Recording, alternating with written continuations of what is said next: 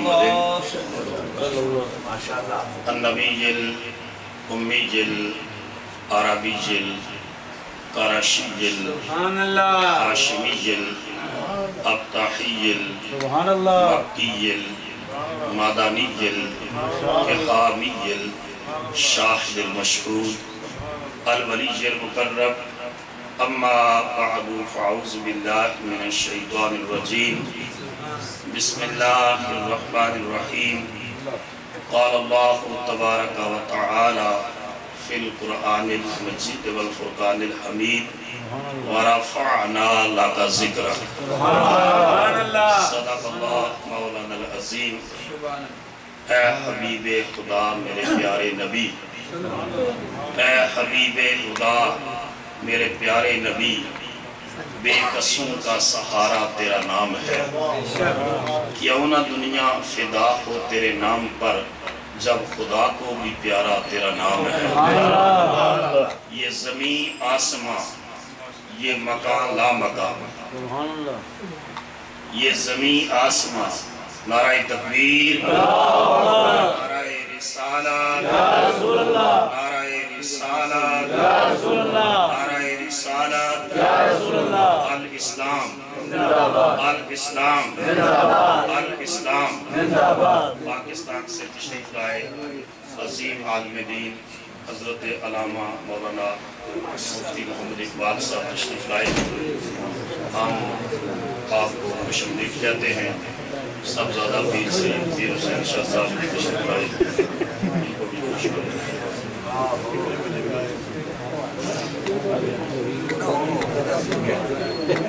سارے حضرات تشریف لائے۔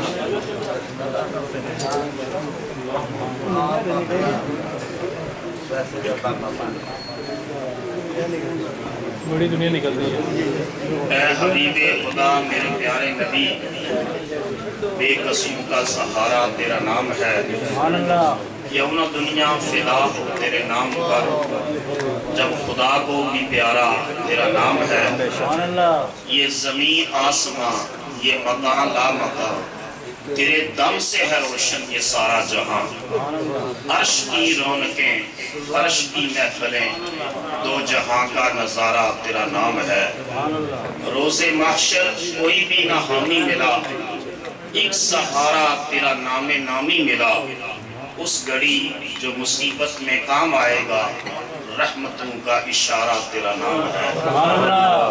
آبرو سے جیے اور آبرو سے مرے، فکر عقبہ ظہوری بلا کیوں کرے۔ آبرو سے جیے اور آبرو سے مرے، فکر عقبہ ظہوری بلا کیوں کرے۔ کوئی غم کیسے نزدیک آئے بلا، جب ہمارا وظیفہ تیرا نام ہے۔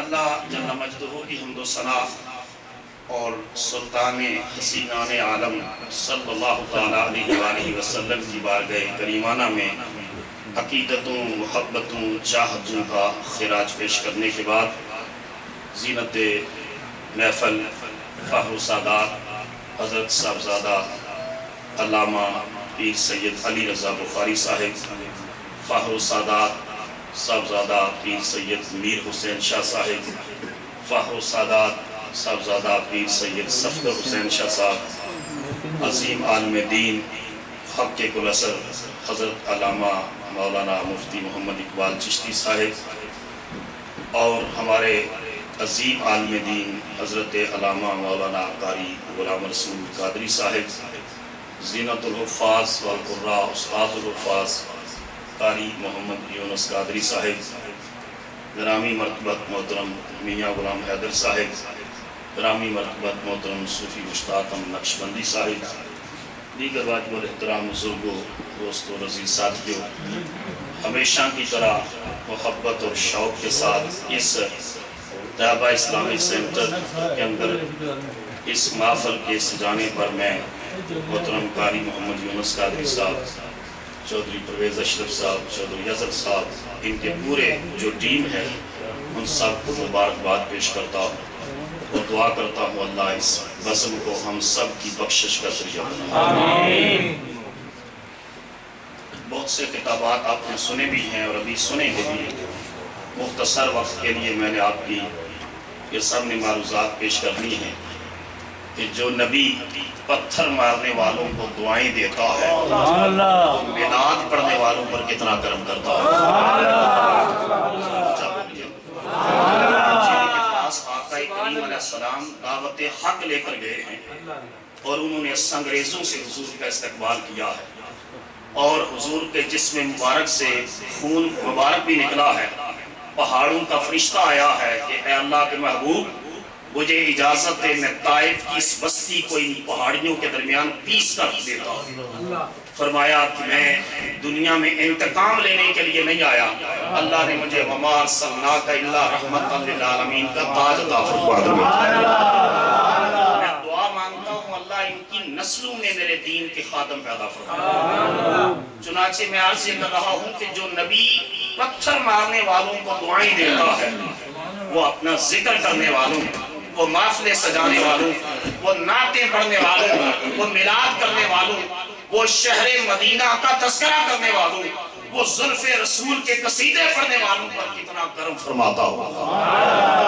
اور جس نبی کے صدقے رب اس دنیا میں ہمیں جو ہے ہمارے عیبوں کے اوپر سے پردہ نہیں اٹھاتا، پردہ ڈالا ہوا ہے، جس نبی کے صدقے جس نے یہ وعدہ کیا ما کان اللہ لیعذبہم وانت فیہم، میرے محبوب پہلے نبیوں کی امتیں گناہ کرتی، ان کی شکلیں بگڑ جاتی، ان کے چہرے بدل جاتے، میرے نبی جب تک تو ہے میں کو اپنا عذاب نہیں، تیری خاطر میں نے اپنا عذاب روک رکھا ہے کہ تو ان کے اندر موجود ہے۔ تو جو نبی صلی اللہ علیہ وسلم کی برکت سے اس دنیا میں رب نے ہمارے آنکھوں پر پردہ ڈالا ہے، قیامت کے دن بھی اس نبی کے میلاد اور ذکر کا صدقہ رب ہمارے آنکھوں پر پردہ ڈالا۔ امام حسن رضا خان فاضل بریلوی نے کہا تھا دل میں ہو یاد تیری اور گوشہ تنہائی ہو، دل میں ہو یاد تیری اور گوشہ تنہائی ہو، پھر تو خلوت میں بھی عجب انجمن آرائی ہو۔ آج جو میرے آنکھوں کو کھلنے نہیں دیتے کب وہ چاہیں گے کہ حشر میں میری رسوائی ہو؟ آج جو میرے آنکھوں کو کھلنے نہیں دیتے کب وہ چاہیں گے کہ حشر میں میری رسوائی ہو؟ اور یہ امام حسن رضا فاضل بریلوی ہر کسی عالم کا نعت گو کا اپنا اپنا ذوق ہوتا ہے، آپ کا ذوق یہ تھا کہ دل میں ہو یاد تیری اور گوشہ تنہائی ہو، کہ میں کسی تنہا جگہ پر بیٹھا ہوں، خلوت ہو میسر، ہنگامے نہ ہوں، محفل نہ ہو، لوگ نہ ہوں، شور نہ ہو، تنہائی میں بیٹھا ہوں اور تصور ہو مصطفیٰ کا، تصور ہو مصطفیٰ کریم علیہ السلام کا، دل میں ہو یاد تیری گوشہ تنہائی ہو، پھر تو خلوت میں بھی عجب انجمن آرائی ہو۔ یہ تو ان کا ذوق تھا۔ ہمارے مرشد کریم استاد گرامی حضور ضیاء الرحمت پیر محمد کرم شاہ صاحب رحمت اللہ علیہ کے استاد گرامی حضرت خواجہ نعیم الدین مرادآبادی رحمت اللہ علیہ کا ذوق اس سے بالکل برعکس تھا۔ آپ فرماتے تھے کہ سارا عالم ہو اور دیدہ دل دیکھے تجھے، سارا عالم ہو اور دیدہ دل دیکھے تجھے، انجمن گرم ہو اور لذت تنہائی ہو،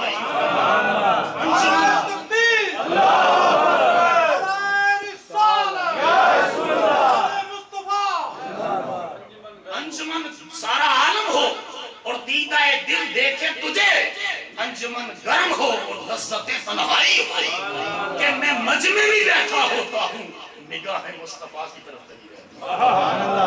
تو حضور صلی اللہ علیہ وسلم کا کرم اس امت پر اتنا زیادہ ہے کہ حضور کے صدقے اللہ نے ہمارے سب عیبوں پر پردے ڈالے ہوئے۔ ہم جو حضور علیہ السلام کا ذکر کرتے ہیں، ایک نقطہ میں آپ سے گزارش کر رہا ہوں، میلاد شریف کا جلوس بھی ہوگا، جلسے بھی ہوں گے، ہر مجلس میں آپ جائیں گے، ہر محفل میلاد میں ایک نقطہ ذہن میں رکھ کر جائیے کہ ہم کیا لینے جاتے ہیں میلاد پاک میں۔ حضرت حسان بن ثابت رضی اللہ تعالیٰ نے قصیدہ لکھا حضور کی شان میں، عرب شاعری کا زمانہ تھا، اس کی دھومیں مچ گئیں، بازاروں میں، میلوں میں، اجتماعات میں قصیدہ پڑھا جانے لگا۔ کسی نے حضرت حسان سے کہا حسان تیرے قصیدے کی وجہ سے گھر گھر تیرے نبی کا ذکر ہے، گھر گھر تیرے نبی کے چرچے ہیں، کی وجہ سے تیرے نبی کا ذکر اونچا ہو گیا ہے۔ اگر ہم جیسا کوئی کتا اندیش ہوتا تو کہتا ہاں ہاں میری تقریر سے، میری نعت سے، میرے قصیدے سے، میرے بیان سے، میرے درس سے یہ ذکر اونچا ہوا ہے۔ مگر قربان چاہیے قیامت تک کے خطیبوں کو، نعت خانوں کو، شاعروں کو، مدح سراؤں کو حسان بن ثابت نے یہ سلیقہ سکھا دیا۔ آپ نے فرمایا کہ یہ کہنے والے کہ میری نعت اور قصیدے نے ذکر مصطفیٰ کا بلند کیا ہے، فرمایا نہیں ما ان مدحت محمدن بے مقالتی ولیکن مدحت مقالتی بے محمد صلی اللہ علیہ وسلم۔ فرمایا میرے قصیدے نے میرے نبی کا نام اونچا نہیں کیا، نبی کا نام میرے قصیدے میں آیا، میرا قصیدہ اونچا ہو گیا۔ ہم حضور کا ذکر کر کے، محفل میلاد کر کے، نعت پڑھ کے، تقریر کر کے مصطفیٰ کریم کا ذکر اونچا نہیں کرتے۔ خدا کی قسم ہم تو اپنا بخت اونچا کرتے ہیں، ہم تو اپنا مقدر اونچا کرتے ہیں، ہم تو اپنا ناز اپنے مقدر کو اور زیادہ رفعت اور بلندی دیتے ہیں۔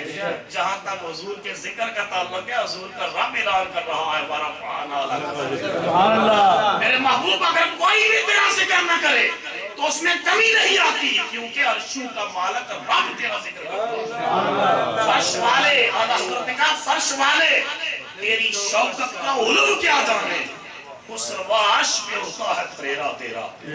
جہاں تک حضور علیہ السلام کے روحانی مقام کا تعلق ہے، کوئی شخص حضور کے روحانی مقام کا اندازہ نہیں لگا سکتا کہ کتنا بلند ہے۔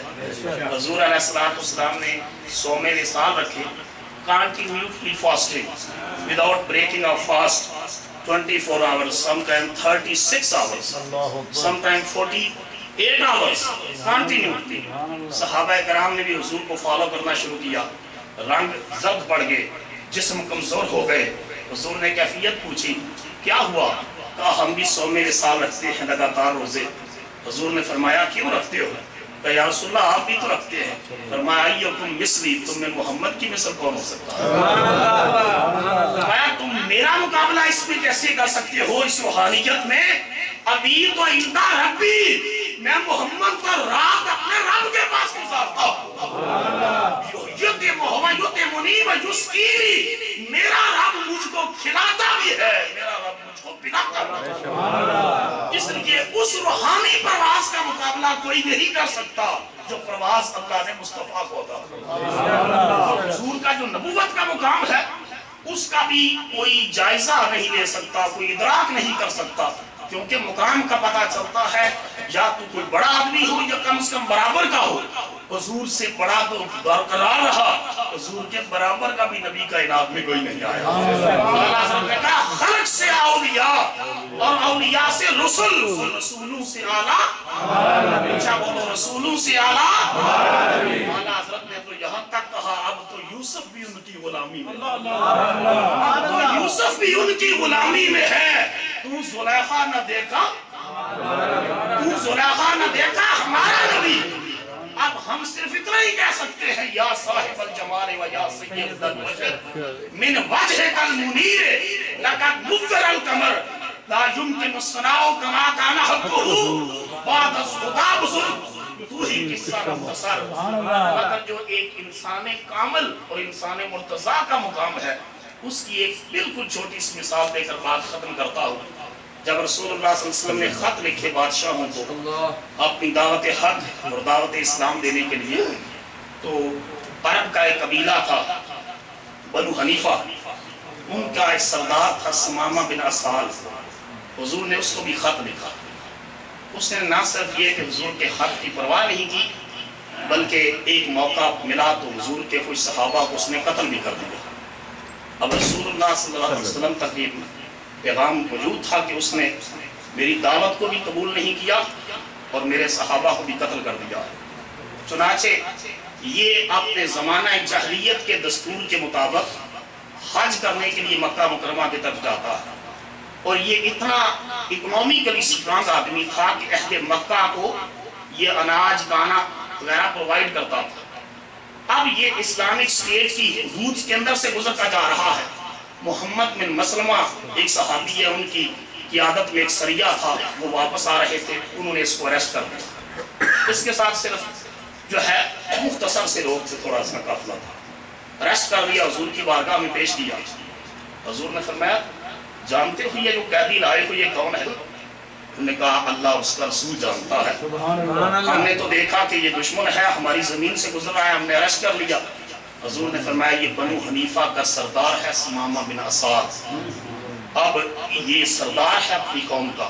اور حضور کے ذہن میں سارا پس منظر موجود تھا، فرمایا سردار ہے، اس سے سرداروں جیسا سلوک کرنا ہے، اس لیے روزانہ اس کو میرے گھر سے کھانا دینا ہے اور میری اونٹنی کا تازہ دودھ پلانا ہے۔ ویسے رسموں سے باندھا ہوا تھا، میری اونٹنی کا تازہ دودھ پلانا ہے اور گھر سے کھانا دینا ہے۔ نبی پاک علیہ السلام نماز کے لیے تشریف لائے، اس کے پاس آیا، آپ نے فرمایا ثمامہ بن اسال مجھ محمد کا کلمہ پڑھ دیا، مسلمان ہو گیا۔ وہ بڑا زیر انٹلیکچوئل آدمی تھا اور قبیلے کا سردار بھی تھا۔ اس نے کہا محمد صلی اللہ علیہ وسلم میری 3 باتیں ہیں، رسمیوں میں جکڑا ہوا تھا، کہا میری 3 باتیں ہیں، اگر آپ مجھے قتل کر دیں تو میرا قتل جائز ہوگا کیونکہ میں نے آپ کے لوگ قتل کیے، اگر آپ مجھے رہا کر دیں اور اس کے بدلے میں پیسہ چاہیے تو میں انبار لگا دیتا ہوں غلے کے اور اناج کے، اور اگر کوئی سونا چاندی چاہیے وہ بھی دے دیتا ہوں، اور اگر آپ مجھے معاف کر دیں تو آپ کے احسان کو میں قیامت تک بھولوں گا نہیں، اس کا بدلہ میں ضرور چکاؤں گا۔ یہ 3 چیزیں کہیں اور حضور چلے گئے۔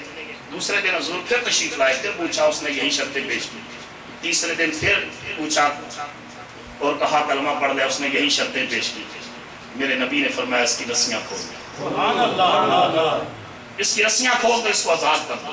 پر کاٹ کے میرے کہا سیاد نے مجھ سے، پر کاٹ کے میرے کہا سیاد نے مجھ سے، جا تجھے کشمکش دہر سے آزاد کی جاتا، کہا جا تجھے چھوڑ دیا، آزاد کیا، نہ پیسے کی ضرورت، نہ تیرا قتل کرتے ہیں، نہ تجھ سے کسی سلے اور تمنا کی ضرورت، تجھے آزاد کیا۔ ثمامہ بن اسال کہتا ہے میں مدینہ طیبہ سے باہر نکلا، ایک کنواں چل رہا تھا، وہاں سے میں نے اپنا منہ دھویا اور فریش ہوا، اور میں نے سوچا اگر یہ شخص بادشاہ ہوتا تو یا مجھ سے پیسہ لیتا یا مجھے قتل کر دیتے، لیکن اس کے دل کی وادیوں سے آواز اٹھی کہ جنہوں نے کوئی صلہ بھی نہیں مانگا، معاوضہ بھی نہیں مانگا، پیسہ بھی نہیں مانگا، قتل بھی نہیں کیا، وہ بادشاہ نہیں ہے، اس اللہ کا سچا نبی محمد ہے۔ وہیں سے اسی کنویں سے واپس پلٹ کر آیا، رسول اللہ تشریف فرما تھے، حضور نے فرمایا سامنے آیا آپ کے، حضور نے فرمایا تجھے تو آزاد کر دیا تھا، اس نے کہا آزاد نہیں کیا آپ نے، عمر بھر کے لیے مجھے غلام کر دیا۔ اس کے یہ جملے پر بات ختم کرتا، اس نے کہا چند لمحے پہلے مجھے آپ کے چہرے سے زیادہ ناپسندیدہ چہرہ دنیا میں کسی کا نہیں تھا، لیکن چند لمحوں کے بعد جب نظر کر دی وہ عذاب فنا موتی، تیری ایک نگاہ نے میرا مقدر ایسے بدلا کہ اب کائنات کے چہروں میں کوئی چہرہ مصطفیٰ کے چہرے سے زیادہ پیارا نہیں۔ چند لمحے پہلے اس شہر مدینہ، اس مدینہ کی بستی سے زیادہ ناپسندیدہ بستی میری نظروں میں کوئی نہیں تھی، لیکن اب جب آپ نے یہ حسن سلوک کا مظاہرہ کیا، اس انسان کامل اور انسان مرتضیٰ کے اخلاق کریمانہ کا مظاہرہ کیا، اب کائنات کی بستیوں میں اس مدینے کی بستی سے زیادہ محبوب بستی ہوئی، جنوے کی اکھیاں ٹھردیاں نے، جنوے کے ٹھردہ سینہ ہے، ربا تیری ساری خدائی بچوں ایک تو شہر مدینہ ہے، ایک تو شہر مدینہ ہے، نظارہ فردوس کی فرصت نہیں یا رب، اس وقت مدینے کی فضا پیش نظر